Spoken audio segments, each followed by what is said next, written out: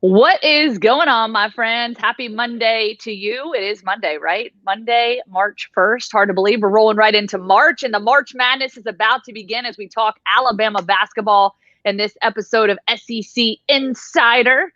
My buddy Mike Rodak joins us now. He's been covering the Crimson Tide all season long, and obviously a big turn of events, if you will, as Alabama has clinched the SEC title, first time in 19 years.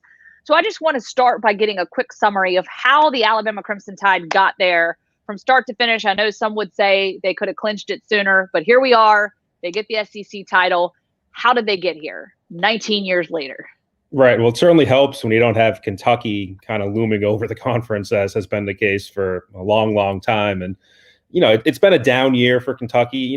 That's part of it. But obviously, Alabama has risen up as well. And so Alabama beat Kentucky twice. That's a great starting point. And if you're trying to win this conference, they won at Tennessee, which was a big win as well early on in conference play. They beat Florida. I mean, they really had a tough schedule those first 5, 6, 7, 8 games of the SEC.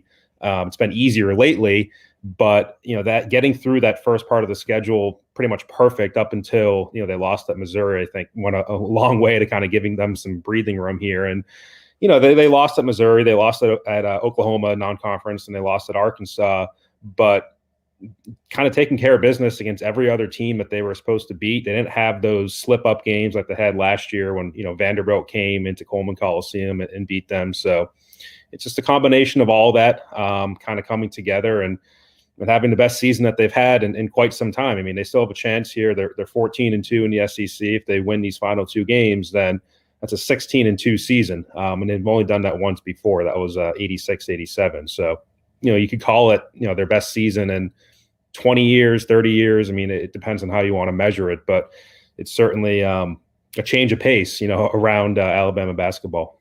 Yeah, Jerry Black here says Bama is now a basketball school. So kind of want to get your thoughts on that, we'll get into Nate Oates and the contract extension, but when you look at this team, what do you think really stands out to you, whether it's on paper or just their pace of play and sort of really the culture that Nate Oates is building at Alabama that can lead to that comment that Jerry Black said that Bama is now a basketball school?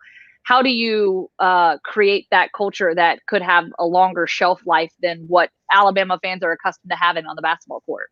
Yeah, I mean, there's multiple factors here. I think part of their success this year is that they're a pretty veteran-heavy team. And even Nate Oates, going back to last summer, really like to say veterans win in college basketball as opposed to some of these younger teams of, freshman 5-stars that we see at Kentucky and Duke and some of those schools. This is a little bit of a different team, but it's still a pretty highly rated recruiting class that's driving this. You go back to that 2017 class and John Petty, Herb Jones, and Alex Reese being the core of that, along with Colin Sexton, obviously, who went to the NBA pretty quickly. But those 3 players becoming seniors, refining their games, being at the top of their games at this point, I think goes a long way to helping Alabama out. But like you mentioned, the culture has changed, and what Nate Oates has brought in terms of the system and a heavy emphasis on analytics and making the right shots and pace of play. And that's I think it's helped them this year. It's going to help them going forward as well. I mean, the recruiting class next year is one of the nation's best as well.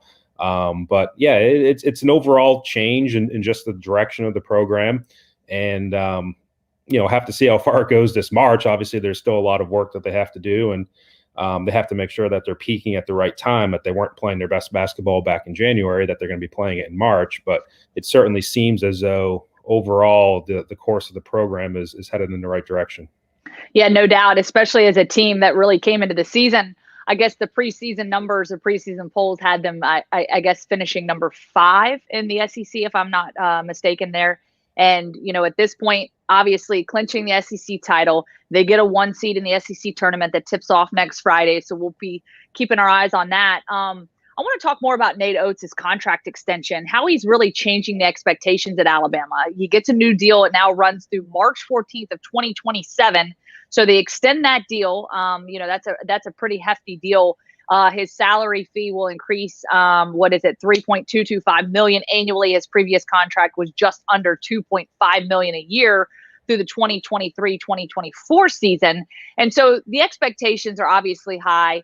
it's showing on the basketball court what they're able to accomplish. Not to mention, we're still technically in a pandemic year. There's been a lot of things happening. There's been a lot of chaos, a lot of things to deal with. Obviously last year things get shut down. This year they're having to deal with a lot of extra variables and distractions that have come along with the pandemic and just keeping things, intact. But Nate Oates is a guy, I had the opportunity to do sort of a get to know him last year when he was hired on. We did a What Drives You with Nate Oates, and really a lot of fun to kind of get to know his personality. To me, he really relates well to those players. He's a high school guy. He's a high school basketball coach. We hear stories about him selling candy bars out of his trunk of his car to help the team to raise money, for his high school basketball team. And so, this is a guy to me that has been very humbled by his experiences, but comes in, eyes bright, ready to roll, and really just wants to, kind of put his own, emphasis or own, thumbprint, fingerprint on this program, to really make a statement. And I certainly think he's done so. Yeah. I mean, he's a guy who I think kind of eats and breathes and sleeps thinking about basketball. I mean, that's just who he is. And you talk to people around him. He doesn't really have any other hobbies. He doesn't golf. He doesn't do anything like that. Just goes home, and if he's not watching film of his own team, he's probably watching the NBA or some other form of college basketball. So it's always, you kind of get somebody who's motivated like that, and they tend to rise up pretty quickly if that's where their singular focus is. I was in Buffalo when he was their head coach there, and there was a lot of excitement around him, and people wanted to keep him. And there's a point where he signed a contract extension with Buffalo, and then the coach, the job came open down here where he was able to coach at Alabama, and obviously a pretty big raise came along with that, and he took that job. And I think the fear from some Alabama fans once the wins started to pile up this year was, is there a better job for Nate Oates that would come open soon? And would there be a better basketball school that came calling? I mean, you have some older head coaches out there who have been in their jobs for a while at Duke, and with Coach K and Roy Williams at North Carolina. I mean, Tom Izzo at Michigan State, Jim Boeheim at Syracuse. There's those traditional blue blood college basketball powers that I think objectively you could say are better head coaching jobs and probably more lucrative as well.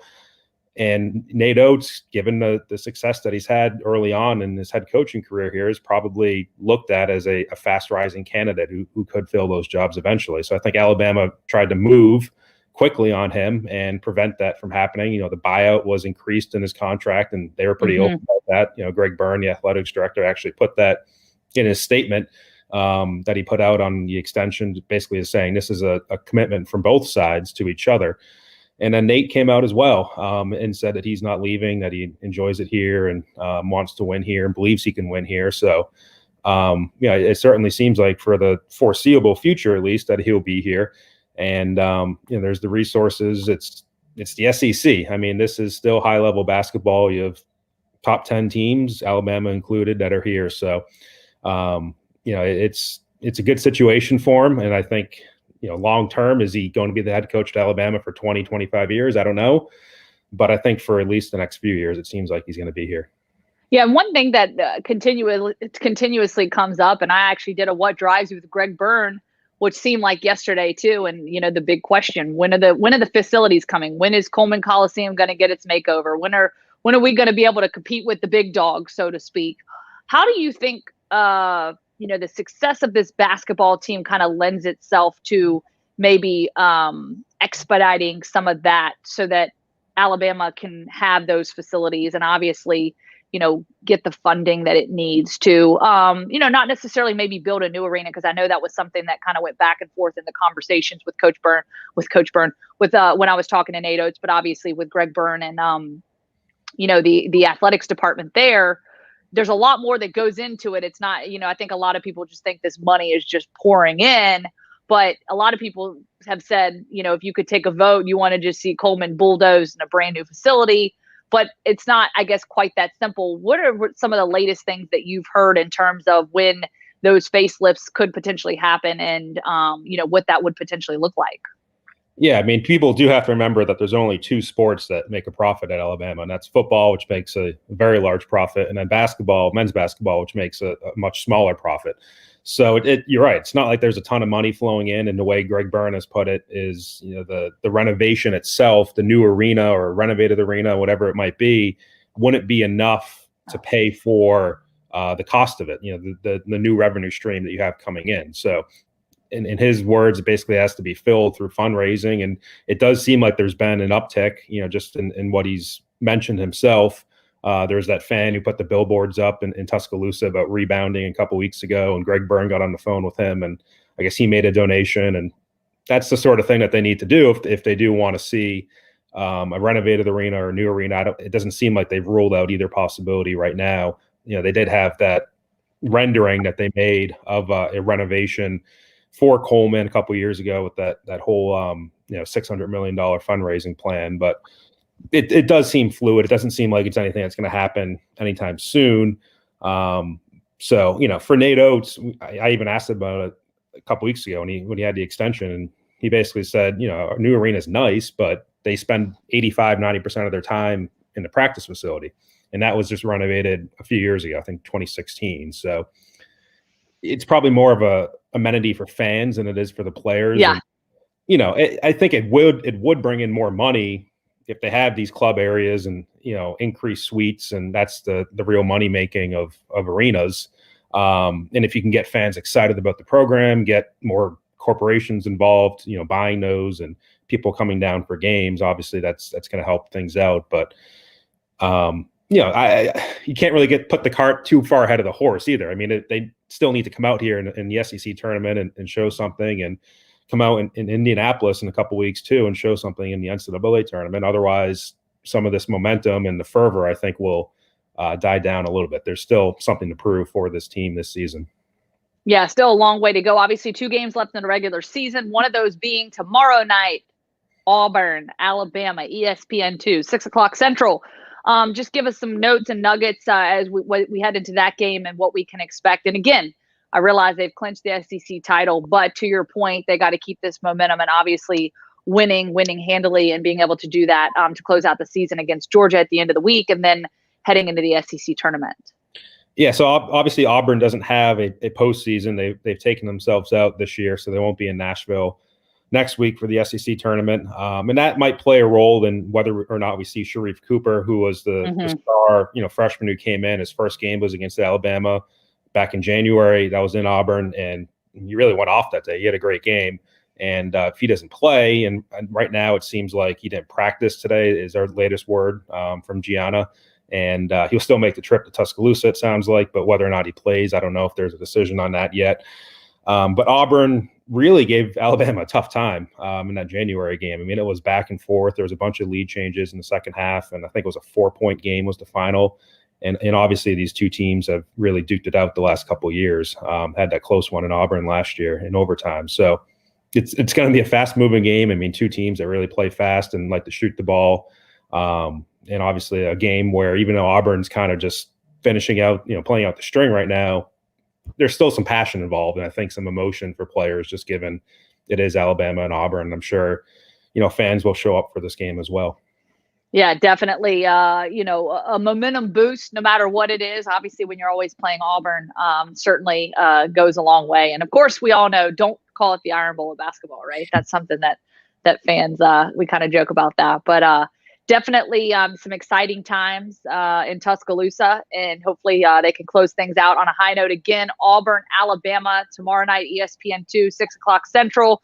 They'll be playing in Coleman Coliseum. So looking forward to that. And the SEC tournament tipping off next week. It's weird because obviously we haven't seen an SEC basketball tournament in now 2 years. I guess almost 2 years, which is really hard to believe. So I know there's some excitement surrounding that, and will be interesting to see how things play out there. But obviously getting the 1 seed, a big win for the Crimson Tide, and hopefully they can finish strong. So we appreciate you, Mike Rodak, as always, and everyone else out there. We appreciate you. Have a wonderful, wonderful day.